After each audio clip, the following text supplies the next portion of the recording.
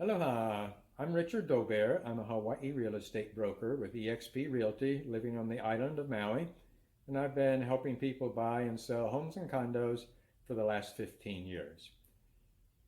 Before that, I was an engineer, and in that career, I developed a love for data and data analysis.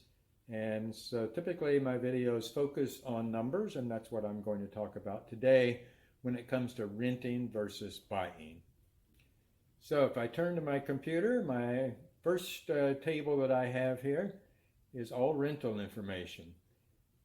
In the left-hand column would be the monthly rent that a person is paying. And then going horizontally, you see the different time periods, 1 year, 2 years, and so on. Finally, I've made each 1,000 increment bold just to make it a little bit easier on the eyes. About the cheapest rent I know of here on Maui is a couple of $1,000s a month. Actually, a little less than that, but in round numbers, say a couple of thousand a month. So it's kind of a no-brainer to say, well, if I'm paying $2,000 a month in 12 months or 1 year, that's $24,000. And then as we go across, by the time we get to 10 years, we're almost to $250,000 paid in rent. 15 years, we're well over $350,000 paid in rent. By 20 years, we're almost to $500,000 paid in rent, and then by 30 years, almost $750,000.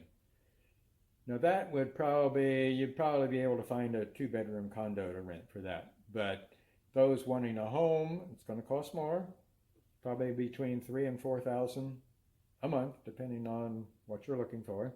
Let's go with the lower of the two. So if you're renting a place for $3,000 a month, after 5 years, you're up to $180,000 paid in rent. By 10 years, over $250,000, and then jumping all the way to 30 years, you're over $1 million paid in rent. And what do you have after that? Well, there we go. You got nothing, except you've had a roof over your head for all that time. It's very important. And at the end of that period, now, whichever period of time it is, you got to go look for another rental.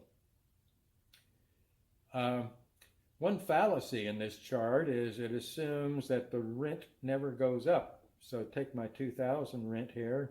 This chart assumes it's 2,000 for as long as 30 years. Well, I don't know anybody that's going to rent a place to anyone else without ever raising the rent in 30 years. They probably will raise the rent every year, every 2 years. So let's look at a more reasonable chart, which is this one. And here I've factored in a rent increase every year.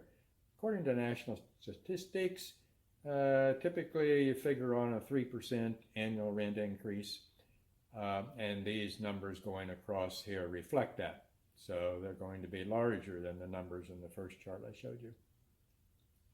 The blue is should you buy, because as I said when I started this video, I want to compare buying versus renting. So let's go to this 2,000 a month figure I was talking about before. Well, that's the first year. But after that, I'm assuming the rent goes up 3%. So if you follow that across, the numbers get big very quickly. And after 30 years, you're well over $1 million paid in rent. If we go to the 3,000 line, like I talked about before, you're starting to approach $2 million paid in rent at 30 years. And you have nothing to show for it other than, again, you've had a roof over your head for all that time. Let's contrast both of those numbers with buying. Actually, I chose just some round numbers. Let's suppose you take out a $350,000 mortgage. Now that could be a $350,000 property if you got 100% financing, and that is available here on Maui, as well as on Kauai, the other island where I do business. So if you took a $350,000 mortgage out, your payment would be $1,671. So it fits nicely in between these other two rental numbers. And as you go across, okay, it's the amount of mortgage payment starts building just like your rent does, but it builds slower because mortgage payments are fixed for the term of the loan. It doesn't go up 3% every year. It never goes up for a fixed rate mortgage, which is what I recommend and what most everybody does, especially in today's market where interest rates are historically low. So let's go all the way out to 30 years. 30 years, if you had bought the home, you would have paid about $600,000 and change in mortgage payments, and you would own the home at that time. And the home is probably doubled in value, probably more, based on historical increases that we're seeing. Versus if you were renting, you'd have paid almost $1 million in rent and have nothing. Okay, so that's probably a two-bedroom condo that we're talking about there. Let's look at a home. A $700,000 mortgage, that will get you a three-bedroom home. It'll get you one in my neighborhood where I live. They're new homes just built. Your monthly mortgage payment, $33.42, fitting nicely between these rental numbers.